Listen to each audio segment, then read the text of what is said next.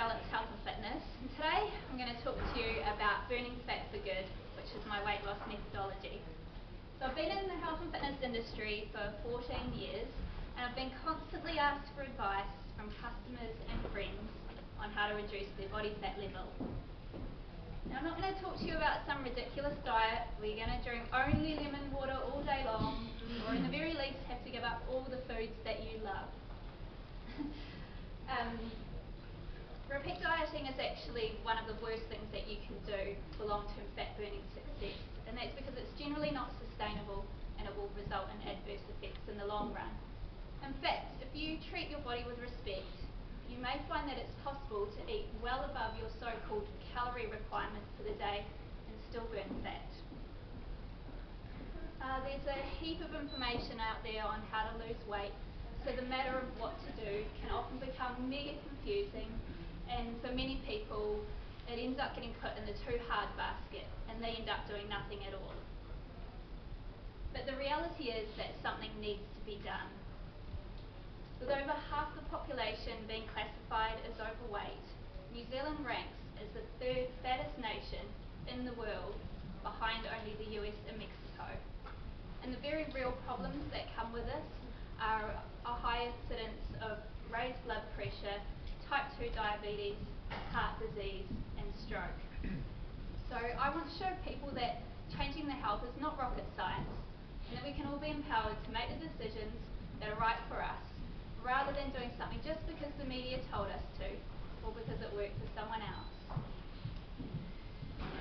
If burning fat, or even just being healthy in general, is one of your goals, then you'll probably know that you'll need to drink more water, eat more vegetables, and cut back on processed food. This is all absolutely true, so if you want to take some action right away, then right after the speech, go and take a big swig of water and add some extra veggies to your dinner tonight. But have you ever thought about how your sleeping habits might be affecting your ability to burn fat? This is my wee poppet when she was just a little bit younger, getting some much needed shut-eye. It is virtually impossible to ask you to change your eating habits if you aren't sleeping well. And this is because your body will be crying out for a feel better instantly fix, usually in the form of highly processed, carbohydrate-rich food. So fix the sleep and your nutrition habits will become much easier to tackle. Do you believe that when you're highly stressed out that you'll burn fat more effectively? If you've found this to be true, it is likely because you've neglected to eat and not because of the actual stress response. In fact, the long-term stress hormone cortisol actually promotes the storage of belly fat.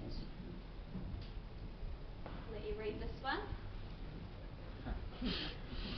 So some people naturally burn more fat than others, and one of the reasons for this can be down to muscle mass.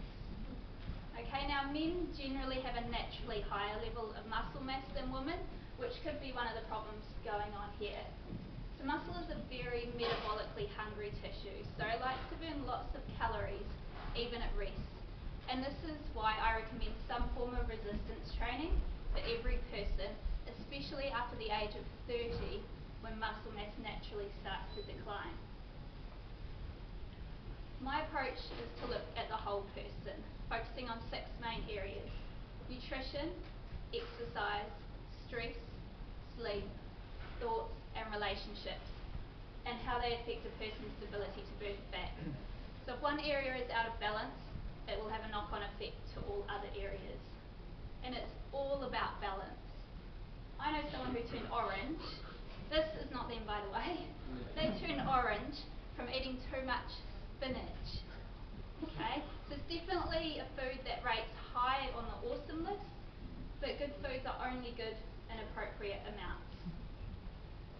Similarly, a good guideline for nutrition is called the 80-20 rule. So eat amazingly 80% of the time and don't sweat it for the other 20%. So most people get this one the other way around. Now I apply this rule when I'm out at other people's houses for dinner or out at a restaurant, and that I enjoy my meal and I don't worry that it doesn't follow the specific guidelines that I would use at home. So many people have used my approach to gain more energy, and to feel fitter and healthier in general. The benefits of following these principles extend well beyond fat loss alone. So if you are serious about improving your health, then I'll just ask you to take one action today. Okay, you can sign up for my free monthly newsletter, or you can get my fat burning audio for free for today only. You can head away and you can drink some more water and eat some more vegetables. Or you can buy my book right here for $29. So just do something. I'm Elly from Natural Balance Health and Fitness, and thanks very much for listening.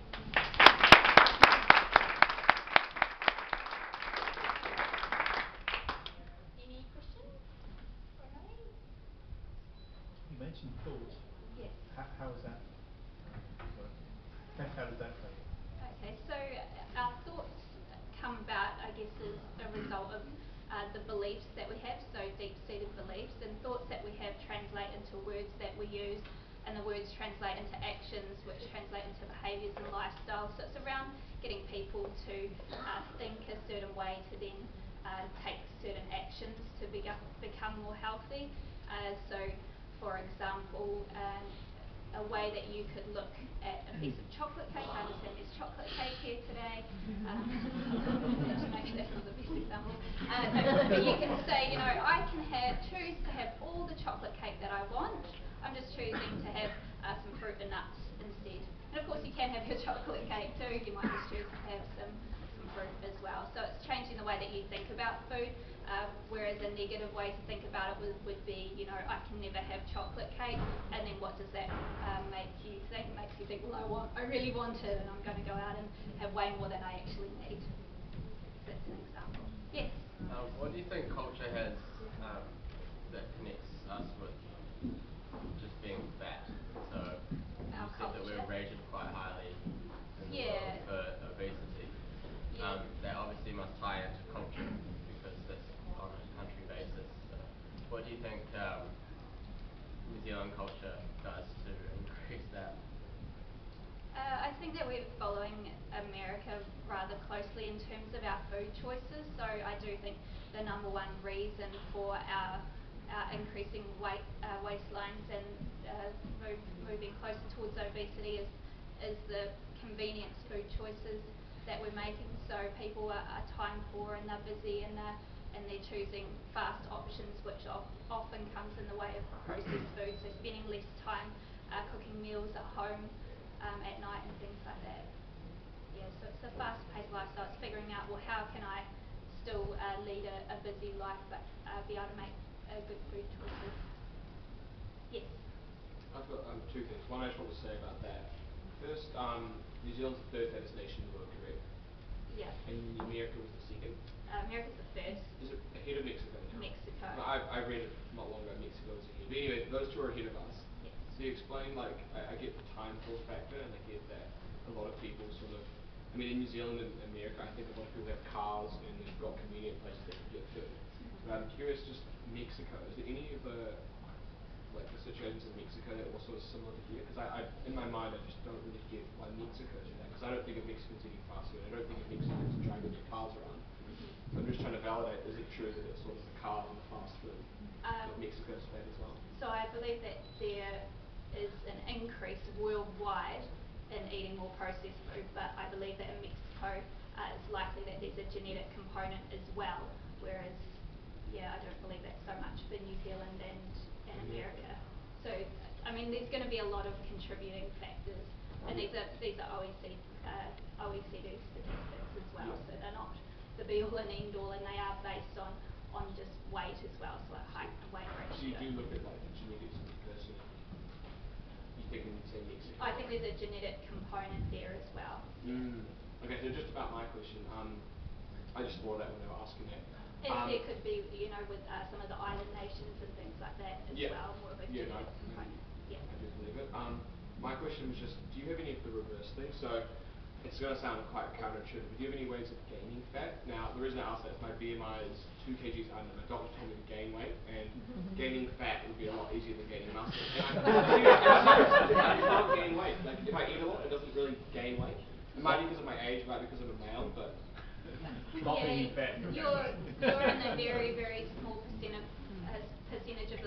situation, and I have come across very, very few males who are in that situation. Yeah.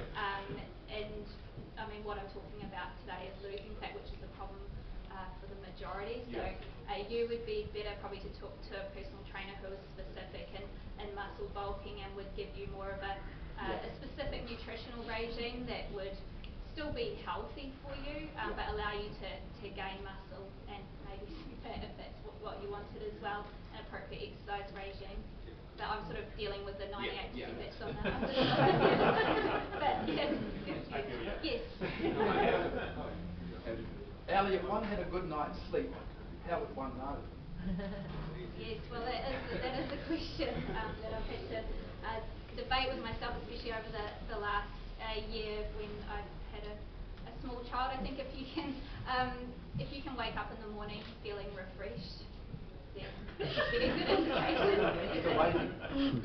But then there could be other factors as well. So like I said, looking at the whole person, so looking at your stress levels, looking at your nutrition as well. Are you getting exercise during the day? Are you getting fresh air during the day? Are you getting sunlight? So there's a whole host of factors if you're not waking feeling refreshed. But yeah, if you are waking feeling refreshed, then you can probably think, I did have a good night's sleep. I'm not talking about like the first 2 minutes, you know, when the cat jumps on the bed or the toddler comes in the room and you're like, no, it's not time yet.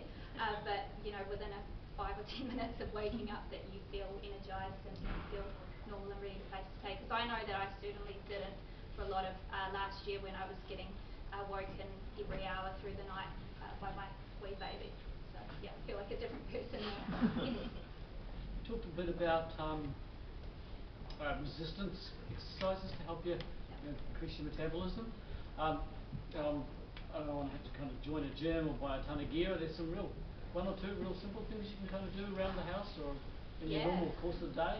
Yeah, definitely. So resistance training comes in lots of forms. So it can be just using your own body weight, and I would say there's 3 main areas of your body that you need to focus on. So one's the lower body, so that would be a squat or a lunge pattern.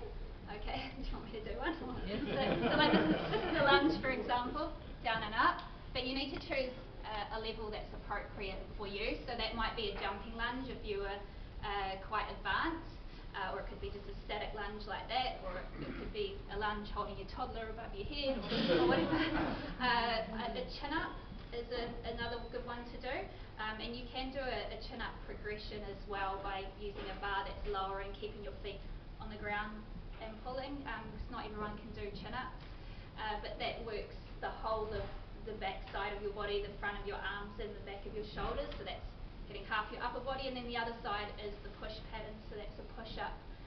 Again, any level of push-up, it could be push-up on your knees with your bum in the air, that's the first sort of level, could be a knee push-up, a full push-up, a one-arm push-up.